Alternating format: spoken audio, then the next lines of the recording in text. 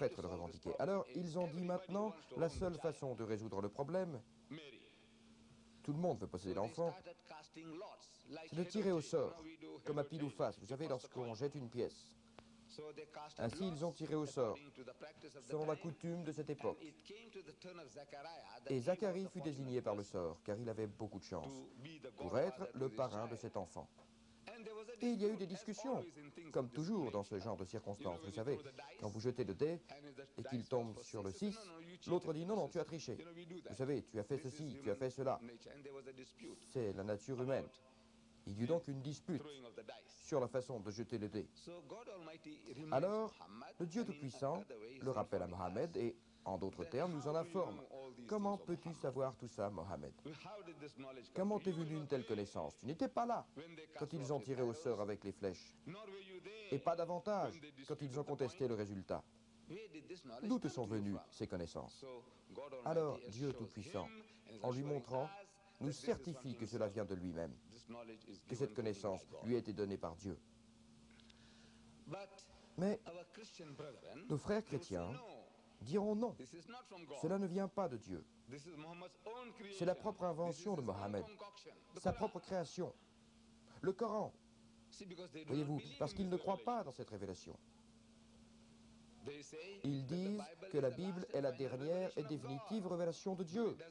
Bien qu'ils ne le disent pas ainsi, les musulmans proclament que le Coran est la dernière volonté et le testament de Dieu. Là est la discussion. Et nous avons essayé d'en trouver l'issue.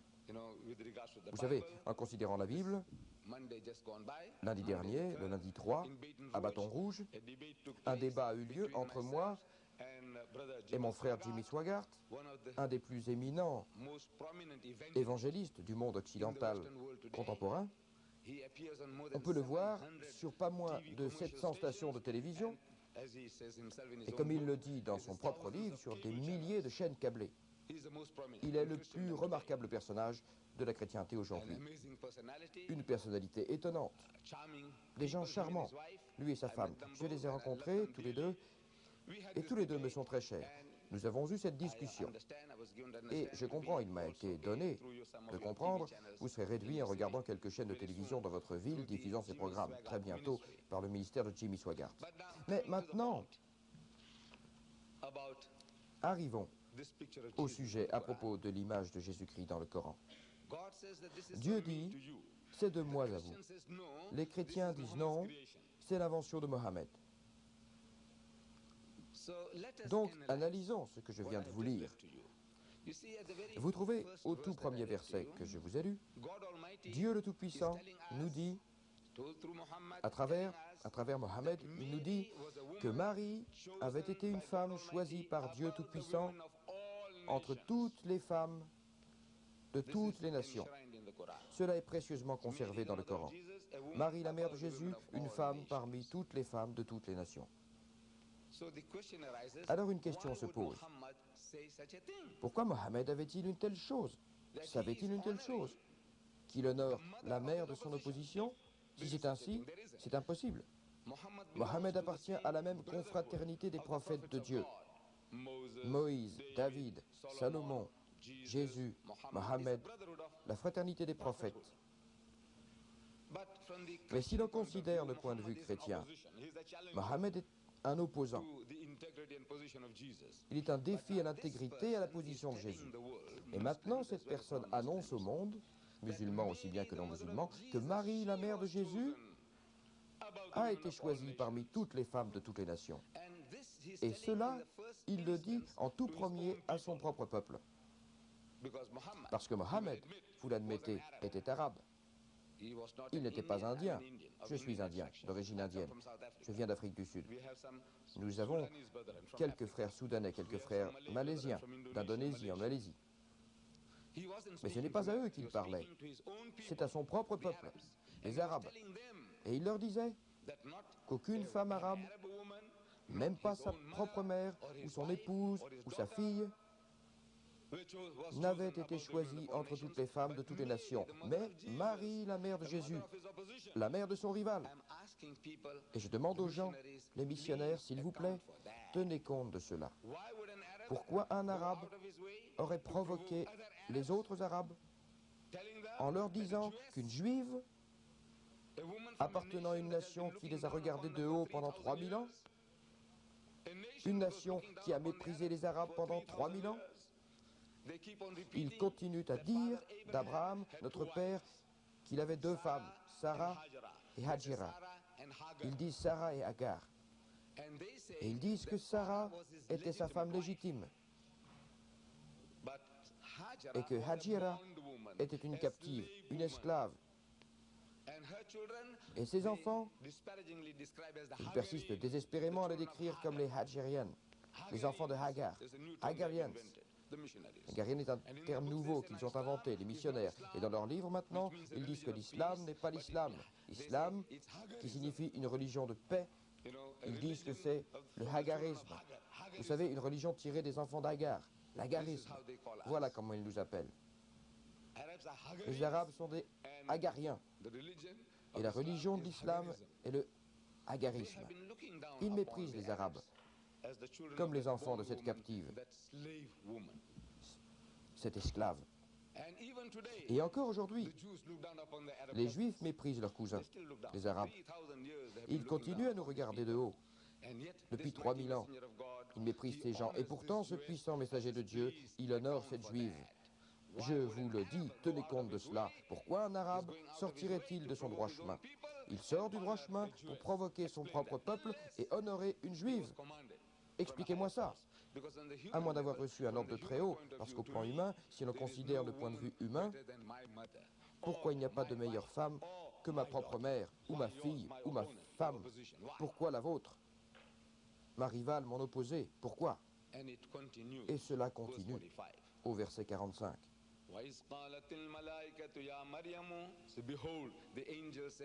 Alors apparut l'ange et il dit, ô Marie, Dieu Tout-Puissant va te donner une grande joie, tu rendras à travers lui le monde pur. Et les chrétiens disent que Jésus est le Verbe de Dieu. Les musulmans disent oui, Jésus est le Verbe de Dieu.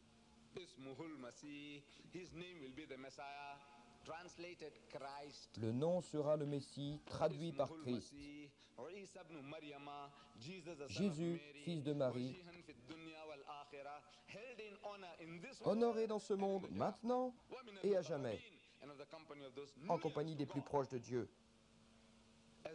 Comme les chrétiens le diraient, assis à la droite de Dieu.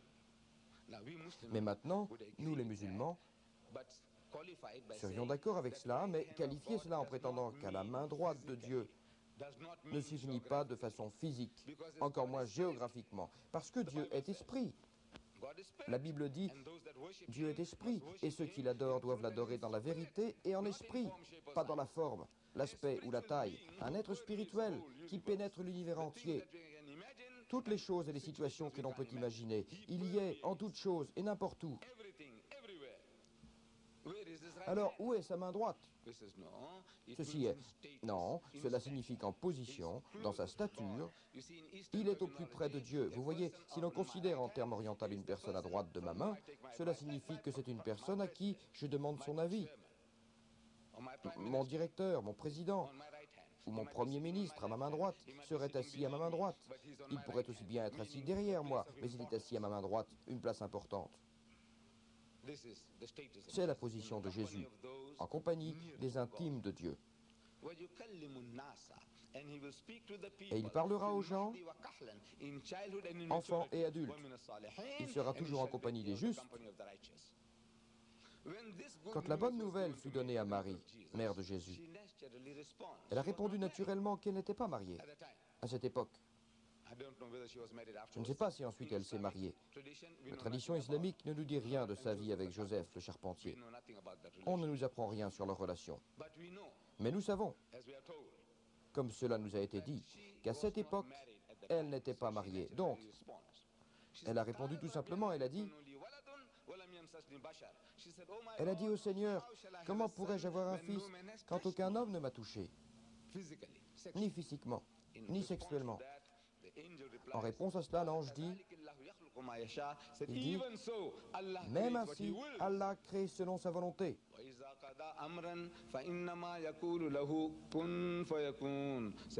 Il a dit, quand il a décidé d'une chose, il dit simplement « cela sera » et cela est. Et pour Dieu, ce fut juste comme cela qu'il a créé Jésus. Sans besoin d'un père. Créer 1 million de Jésus sans père ni mère, qui va les élever? Mais il peut le faire, uniquement par sa volonté.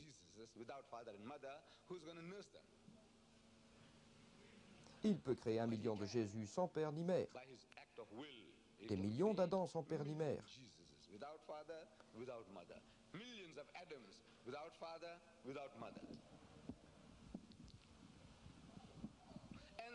Et les musulmans croient que c'est ainsi que Jésus a été créé. Il a été créé par le seul fait de la volonté de Dieu. Et cette parole, c'est la parole de Dieu. Les musulmans disent, ce n'est pas Dieu. La parole de Dieu n'est pas Dieu. Les chrétiens sont d'accord avec nous sur ce point. Ils croient avec nous. Ils partagent avec nous cette idée que tout ce que Dieu a créé, il l'a créé par sa parole.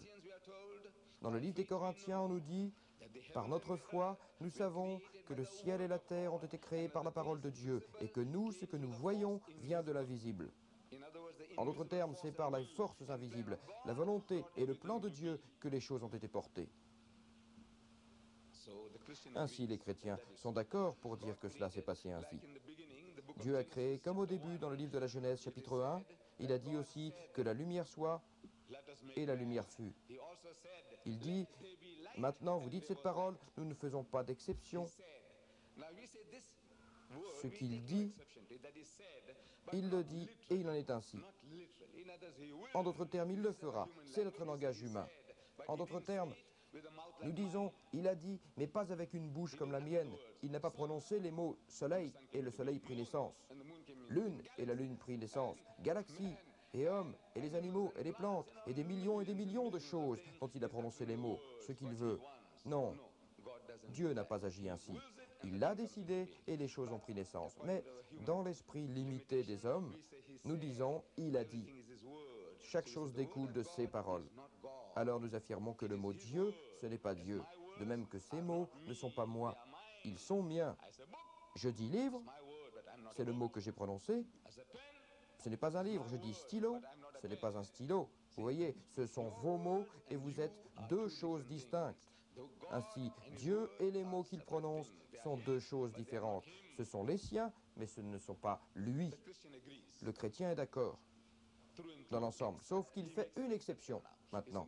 Il dit non, dans le cas de Jésus, le mot, le Verbe de Dieu est Dieu.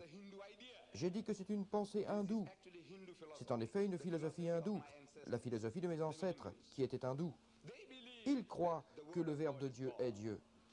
Cependant, ils n'hésitent pas à adorer le Dieu Tout-Puissant sous la forme d'un homme ou d'une femme ou d'un singe ou d'un éléphant. Toutes ces choses, ils l'ont sincèrement dit.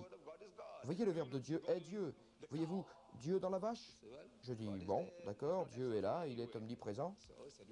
Ainsi je dis, nous l'adorons sous cette forme. N'est-il pas dans l'éléphant? D'accord, il est partout, il existe en toutes choses. Ainsi je dis, bon, nous l'adorons sous cette forme. Etc., etc.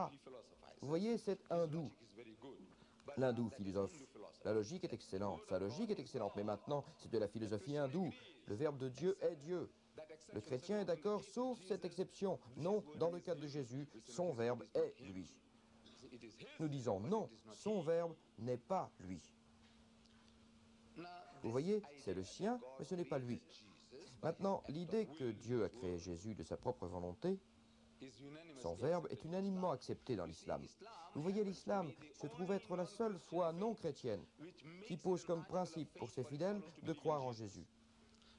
Aucun musulman n'est musulman s'il ne croit pas en Jésus. Ce dont nous sommes convaincus est que Jésus-Christ était un des plus puissants messagers de Dieu. Nous en sommes convaincus et nous acceptons qu'il était le Messie. Le Messiah, le Messie, qui se traduit Christ. Nous croyons en sa naissance miraculeuse, qu'il est né sans aucune conception humaine, et nous croyons qu'il a rendu la vie aux morts avec la permission de Dieu, et il guérit les aveugles de naissance et les lépreux avec la permission de Dieu. Nous sommes sur la même voie. La seule séparation entre les musulmans et les chrétiens concerne la divinité du Christ. Que Jésus soit Dieu,